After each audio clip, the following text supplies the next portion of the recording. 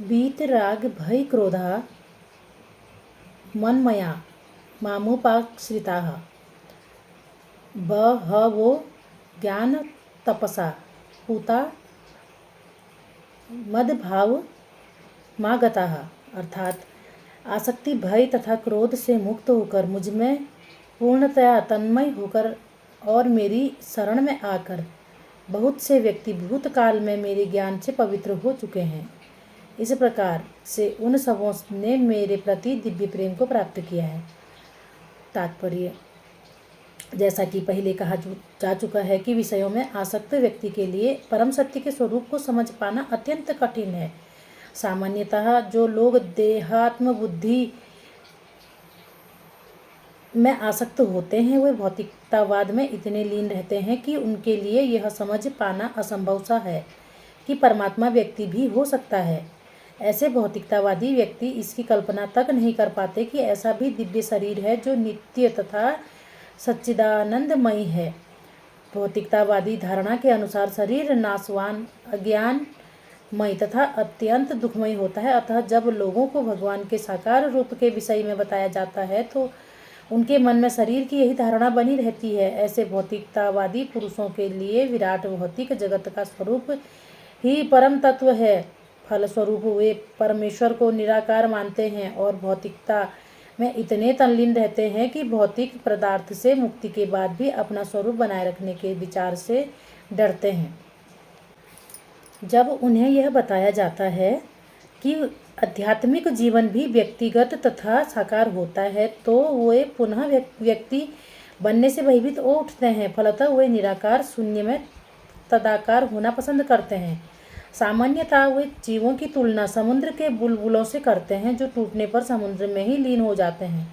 पृथक व्यक्तित्व से रहित आध्यात्मिक जीवन की यह चरम सिद्धि है। यह जीवन की भयावह अवस्था है जो आध्यात्मिक जीवन के पूर्ण ज्ञान से रहित है। इसके अतिरिक्त ऐसे बहुत से मनुष्य हैं जो आध्यात्मिक जीवन को तनिक भी नहीं समझ पाते। अनेक वादों तथा दार्शनिक चिंतन की विविध विसंगतियों से परेशान होकर वे उब उठते हैं या क्रुद्ध हो जाते हैं और मूर्खतावश यह निष्कर्ष निकालते हैं कि परम कल्याण कारण जैसा कुछ नहीं है। अतः प्रत्येक वस्तु अंततः शून्य है। ऐसे लोग जीवन की रुग्ण अवस्था में होते हैं। कुछ लोग भौतिकता में इतने आसक्त रहते हैं कि वे आध्यात्मिक जीवन की ओर कोई ध्यान नहीं देते हैं और कुछ लोग तो निराशावश इसी प्रकार के आध्यात्मिक चिंतनों से क्रुद्ध होकर प्रत्येक वस्तु पर अविश्वास करने लगते हैं। इस अंतिम कोटि के लोग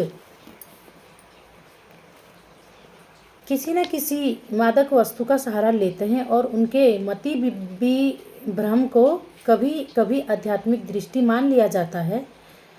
मनुष्य को भौतिक जगत के प्रति आसक्ति की 3 अवस्थाओं से छुटकारा पाना होता है। ये है आध्यात्मिक जीवन की उपेक्षा, आध्यात्मिक साकार रूप का भय तथा जीवन की हताशा से उत्पन्न शून्यवाद की कल्पना।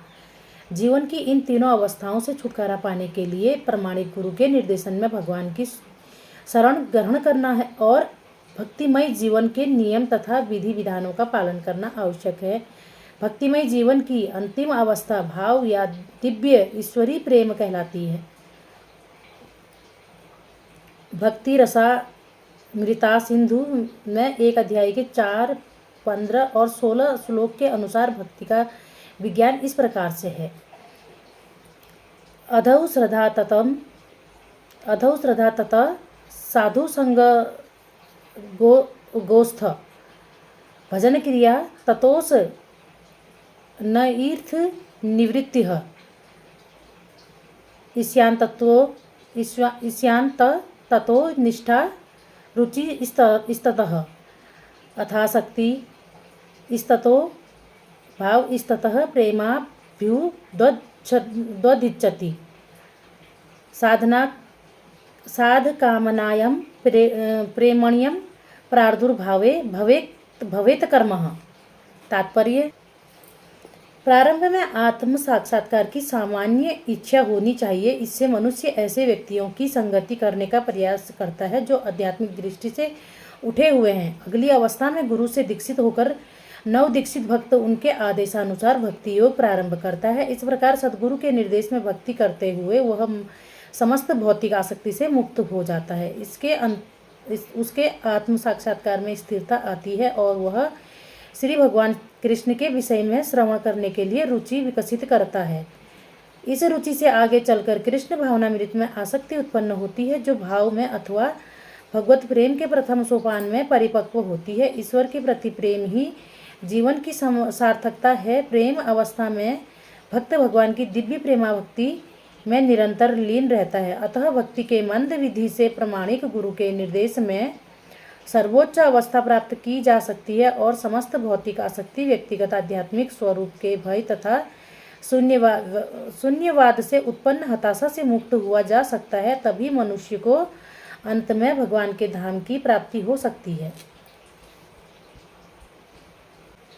ये यथा माम प्रपद्यन्ते तान् सत थैव भजाम्यहम् मम वतमार्नु वर्तन्ते मनुष्याः पार्थ सर्वशः। अर्थात जिस भाव से सारे लोग मेरी शरण ग्रहण करते हैं, उसी के अनुरूप मैं उन्हें फल देता हूँ। हे पार्थ, प्रत्येक व्यक्ति सभी प्रकार से मेरे पथ का अनुगमन करता है। तात्पर्य, प्रत्येक व्यक्ति कृष्ण को उनके विभिन्न स्वरूपों में खोज रहा है। भगवान श्री कृष्ण को अंततः उनके निर्विशेष ब्रह्मा ज्योति तेज में तथा प्रत्येक वस्तु के कण कण में रहने वाले सर्वव्यापी परमात्मा के रूप में अनुभव किया जाता है। लेकिन कृष्ण का पूर्ण साक्षात्कार तो उनके शुद्ध भक्त ही कर पाते हैं। फलतः कृष्ण प्रत्येक व्यक्ति की अनुभूति के विषयी हैं और इस तरह कोई भी और सभी अपनी अपनी इच्छा के अनुसार तुष्ट होते हैं। दिव्य जगत में भी कृष्ण अपने शुद्ध भक्तों के साथ दिव्य ज्ञान से भी नियम करते हैं, जिस तरह की भक्त उन्हें चाहता है। कोई एक भक्त कृष्ण को परम स्वामी के रूप में चाह सकता है, दूसरा अपने सखा के रूप में, तीसरा अपने पुत्र के रूप में और चौथा अपने प्रेमी के रूप में। कृष्ण सभी भक्तों को समान रूप से उनके प्रेम की प्रगाढ़ता के अनुसार फल देते हैं। भौतिक जगत में ऐसी ही विनियम की अनुभूतियाँ होती हैं और वे विभिन्न प्रकार के भक्तों के अनुसार भगवान द्वारा समभाव से विनिमय की जाती हैं। शुद्ध भक्त यहाँ पर और दिव्य धाम में भी कृष्ण का सानिध्य प्राप्त करते हैं और भगवान की साकार सेवा कर सकते हैं। इस तरह वे उनके प्रेमा भक्ति का दिव्य आनंद प्राप्त करते हैं। किंतु जो निर्विशेषवादी हैं और जो जीवात्मा के अस्तित्व को मिटाकर आध्यात्मिक आत्मघात करना चाहते हैं, कृष्ण उनको भी अपने तेज में लीन करके उनकी सहायता करते हैं। ऐसे निर्विशेषवादी सच्चिदानंद भगवान को स्वीकार नहीं करते। फलतः वह अपने व्यक्तित्व को मिटाकर भगवान की दिव्य सगुण भक्ति के आनंद को प्राप्त नहीं करते। उनमें से कुछ तो निर्विशेष सत्ता में दृढ़तापूर्वक स्थित नहीं हो पाते हैं। वे अपनी कार्य करने की सुप्त इच्छाओं को प्रदर्शित करने के लिए इस भौतिक क्षेत्र में वापस आते हैं। उन्हें वैकुंठ लोक में प्रवेश करने नहीं दिया जाता, किंतु उन्हें भौतिक लोक में कार्य करने का अवसर प्रदान किया जाता है। जो सकाम कर्मी है, भगवान उन्हें यक्षेश्वर के रूप में उनके कर्मों का वांछित फल देते हैं। जो योगी हैं और जो योग शक्ति की खोज में रहते हैं, उन्हें योग शक्ति प्रदान करते हैं। दूसरे शब्दों में प्रत्येक व्यक्ति की सफलता भगवान की कृपा पर आश्रित रहती है और समस्त प्रकार की आध्यात्मिक विधियां एक ही पथ में सफलता की विभिन्न कोटियां हैं। अतः जब तक कोई कृष्ण भावनामृत की सर्वोच्च सिद्धि तक नहीं पहुंच जाता, तब तक उस सारे प्रयास अपूर्ण रहते हैं। जैसे कि श्रीमद् भागवत में 2 अध्याय के 3 तथा 10 में कहा गया है, अकामः सर्वकामो वा मोक्षकामः उदारधीः त्रिवेण भक्ति योगेन यजेत पुरुषम परम।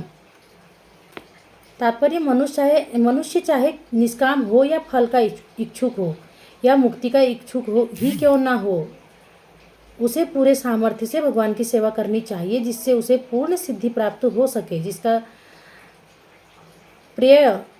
पर्यवसान कृष्ण भावनामृत में होता है।